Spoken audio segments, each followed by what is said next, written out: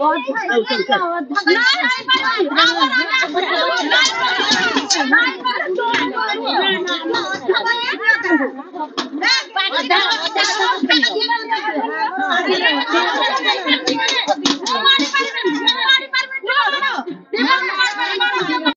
पानी समस्या को नहीं बस्ता ब्लॉक राउतपड़ा पंचायत बालिकिहिरी और तल बारहापाड़ ग्रामर महिला मानक द्वारा ग्राम्य रास्ता अवरोध पड़ी अचेत होगले महिला सरकार पीवा पानी समस्या को दूरीभूत करने को ओभरहेड टांकी निर्माण करी ग्रामर समस्त लोकों को पीवा पानी जोगाई आसुवा बेले अनेक स्थान रही जोठी पाइपलाइन थिले मध्य वर्ष वर्ष धरी पानी पाइबार वंचित होउछन्ते साधारण लोके। बस्तार देखिबा स्वतंत्र रिपोर्ट।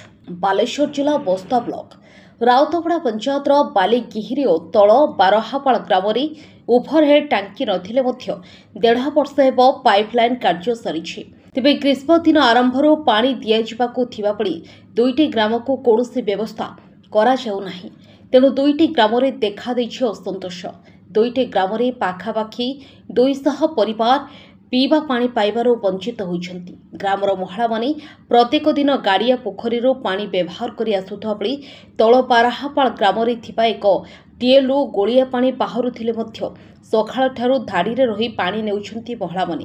केतेबेले पानी नेबाकू केन्द्र करी महिला माने झगड़ा मध्य लागुछन्ति। एहाकु नै ग्रामर महिला माने एकत्रित होई गरा बाल्टी धरी रास्ता उपरे विक्षोभ करिथिला बेले अचेत होई तळे पड़ी गले महिला। तांको संगे संगे किछु महिला टेकी नहीं मुंडरे पानी मारिबा परी तसहित ब्लॉक पीडीएम को एक दाबीपत्र ब्लॉक बड़ बाबू माध्यम प्रदान करिसेंती। सकाळु 6टा मुण आसिक आमे अठी धारणा देछु पानी पाई सब आछंती नौचंती आमे धाडर सिना पडिना आमे नबु एते लोक टिके टिके पानी भरछु बाली भरछु टिबलु टे पानी भरनु पानी लागी आमे एते हैरान होछु जा कि आमे निजे पी पानु गडिया पानी बाळार पिउचे। आज जा सरकार हमको पानी पाइप लगे देछंती घर को टे पानी भी दउनाती के ए कथा केही बुझुनाती।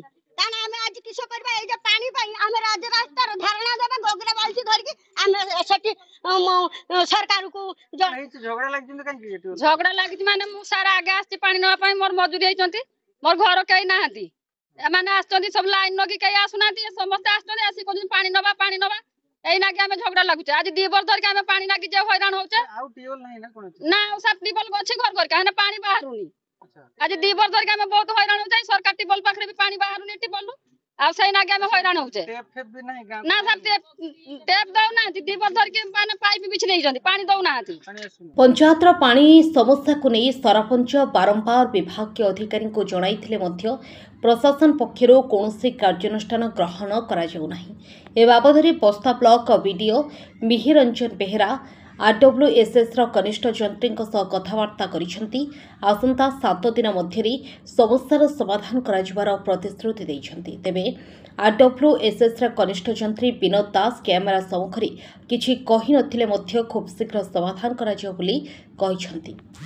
बस्तारो राजेश करिंग रिपोर्ट महिमा टीवी।